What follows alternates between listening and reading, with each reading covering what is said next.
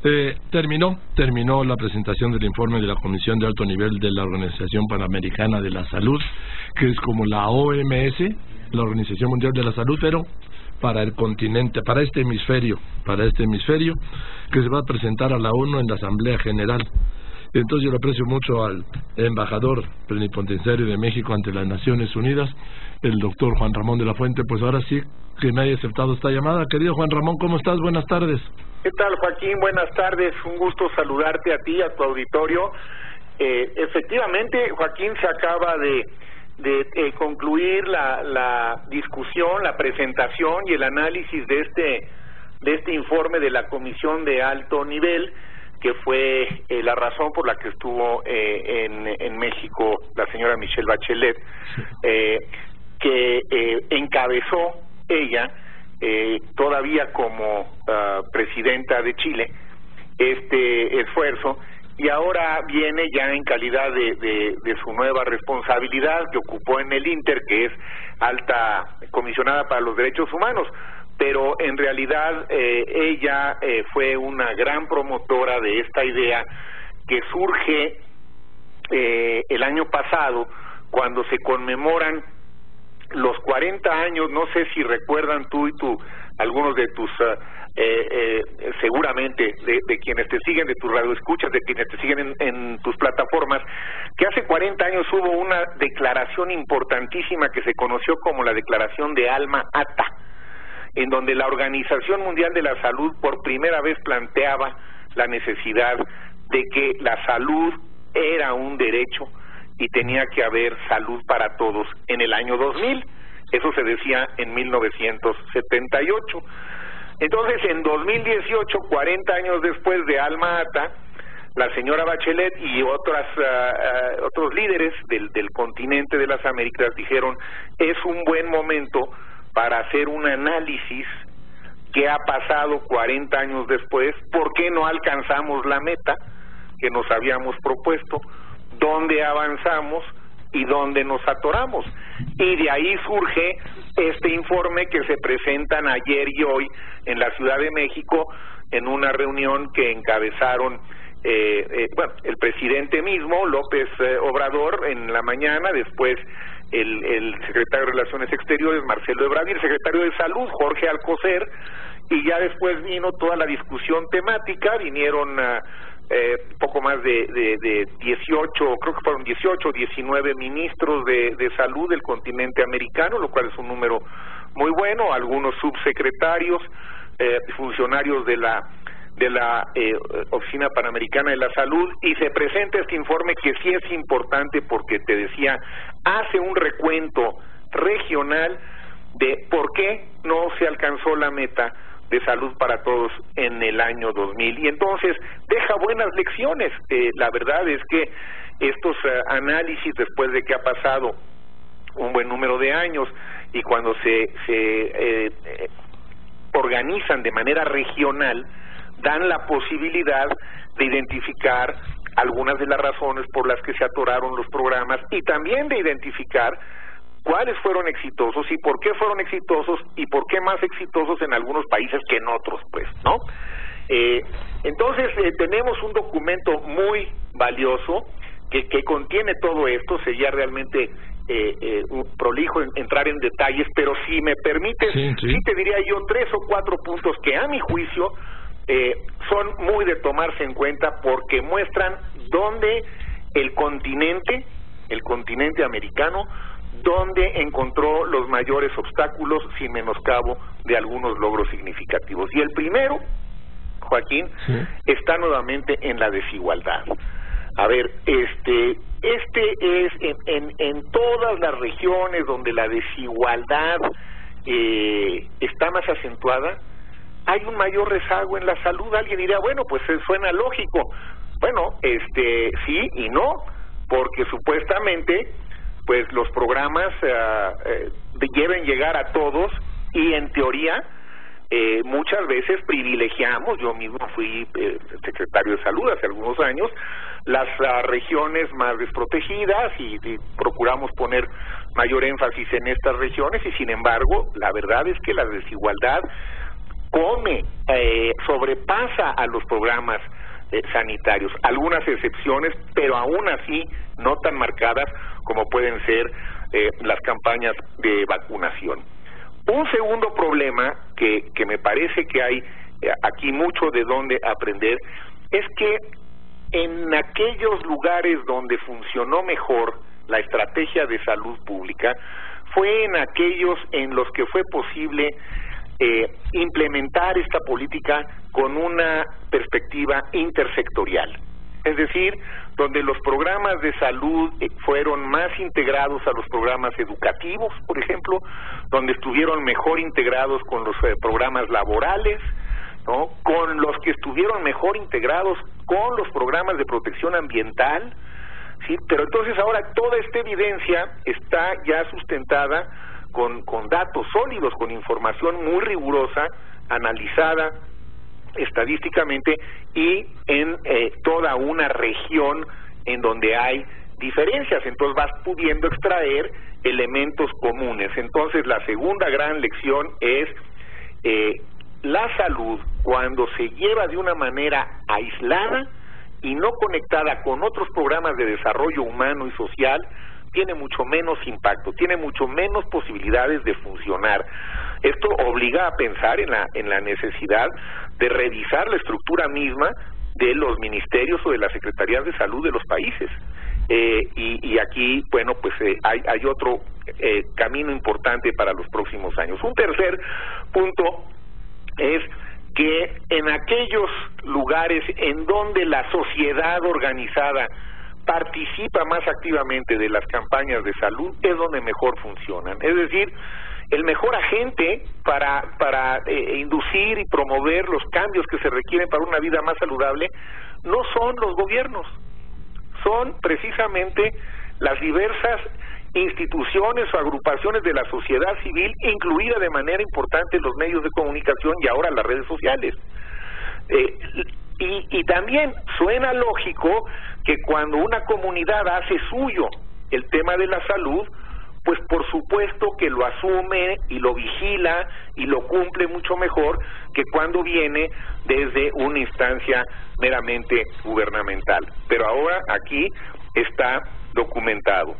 Y desde luego, ¿no?, la necesidad imperiosa de que se le dé a la salud el rango total de un derecho humano sin ningún tipo de acotamiento, ¿no? Es decir, el derecho a la salud como un derecho humano que hay que exigir para que se cumpla y que hay que generar el compromiso por parte de los gobiernos de que efectivamente se considere como tal. Y luego, para, digamos, concluir en esta breve resumen que me permito hacerte, y gracias por el interés, te diría yo, tres factores que también se ponen ahora de manifiesto. Primero, es necesario seguir trabajando los programas de salud con una clara perspectiva de género. Sigue habiendo una desigualdad en el acceso a los servicios entre hombres y mujeres, a pesar de que reiteradas veces se ha señalado que esto ya no ocurría, sigue ocurriendo cuando analizas los datos a nivel regional, y aquí debo decir, nuestro país no es la excepción.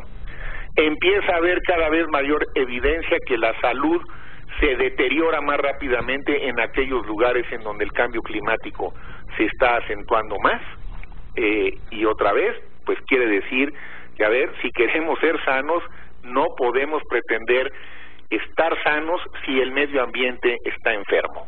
Si dejamos que el medio ambiente se siga deteriorando, no va a funcionar.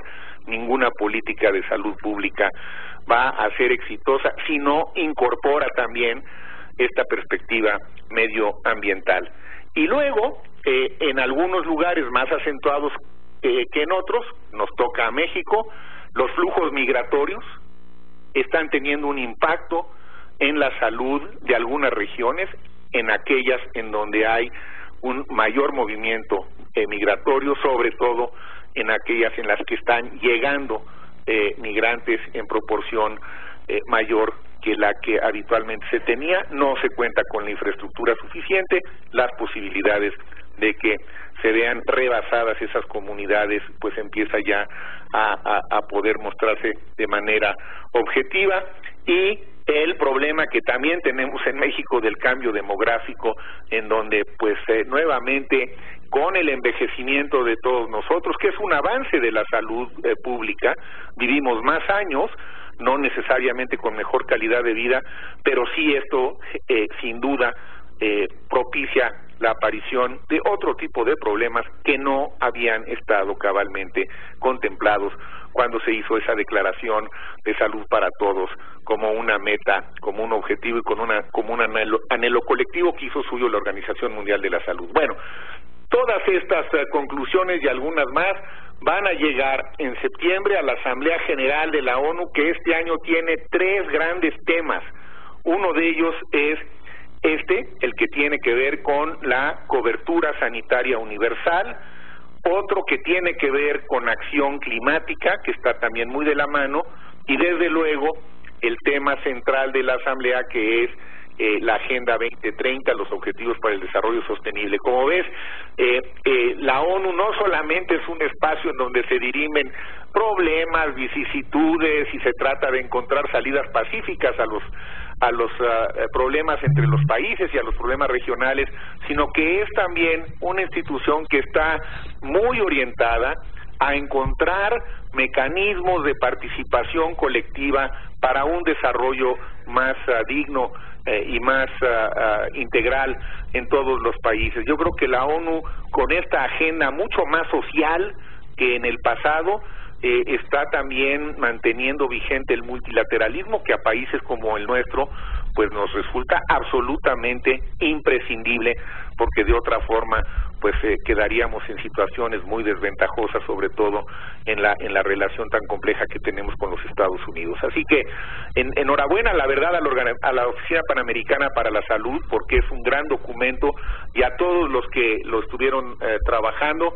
México con una participación muy digna, encabezada en la parte diplomática por el canciller Ebrard y en la parte técnico-sanitaria por el secretario de Salud Jorge Alcocer.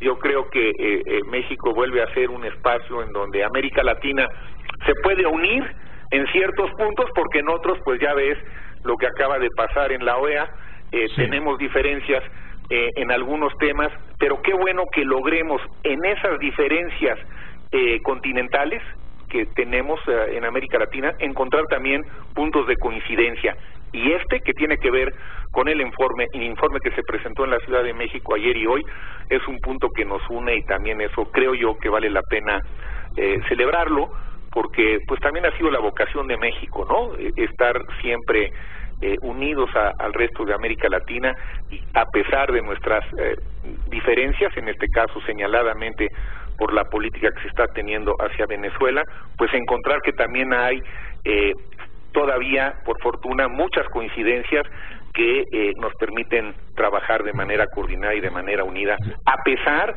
de nuestras diferencias. Así es, pues son muchas más las coincidencias que las diferencias. Bien, Juan Ramón, oye, ¿ya te vacunaste? ¿Vas a Nueva York de regreso? ¿Ya te vacunaste? Fíjate que el tema salió. A ver, aquí también déjame decirte, aprovechar para comentarle a tu auditorio, México siempre ha tenido tasas de vacunación mucho más altas que los Estados Unidos, A ver, la vacunación en México es uno de los grandes logros de nuestro sistema de salud. Hay otros en los que se le puede y se le debe criticar, pero tenemos tasas de vacunación de sarampión mucho más altas que la que tienen los Estados Unidos, por diversas razones. Allá de hecho hay un movimiento fuerte en contra de la vacunación. Sí. Fíjate, en un país que tiene una ciencia tan poderosa, ha permeado en muchos sectores la idea de que la vacunación produce autismo en los niños, que los vuelve hiperkinéticos, con trastornos de aprendizaje, en fin, una serie de pues la verdad, de mitos que no tienen ningún sustento científico, y entonces tienen menos cobertura de vacunación que nosotros, y entonces tienen brotes de sarampión. Y yo, como sí estuve vacunado en su momento contra el sarampión, gracias a las políticas de salud de mi país, la verdad es que espero volver mañana a Nueva York y no tener ningún problema de contagio. Venga, muy bien, bueno. Juan Ramón, pues muchas gracias por este informe que me parece que es muy importante porque finalmente la salud es lo esencial, que como yo digo yo, que haya salud, ya con salud ya yo me encargo de todo lo demás y creo que esa es una buena base y te mando un abrazo. Muchas gracias y buenas tardes a toda tu audiencia. Hasta luego, embajador de la Fuente. Buenas tardes, el embajador Juan Ramón de la Fuente.